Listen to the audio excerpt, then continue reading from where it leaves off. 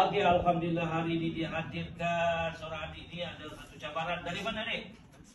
Sebenarnya okey, apa masalah? Bengkok ah. Cuba tengok sikit. Okey.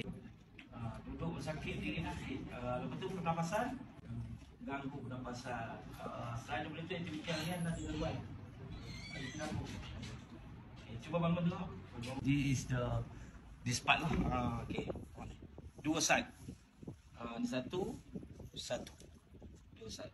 Jam dah tidak keluar daripada landasan. Okey. Doakan agar adik ini rawatannya disempurnakan oleh Allah SWT.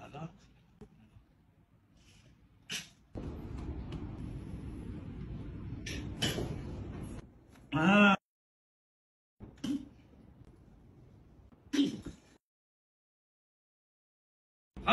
hari ini dah bersama adik ini tulang apa tadi? Tulang bengkok. Ada masalah apa? Suka? Lagi? Okay. Sekarang selepas terapi, rasa macam mana? Semua rasa okey ya? Okey. Ayah macam mana komen? Happy? Yang diberikan oleh Allah SWT. Hari ini Allah izinkan rawatan kamu memberikan hasil yang cukup berkuasa.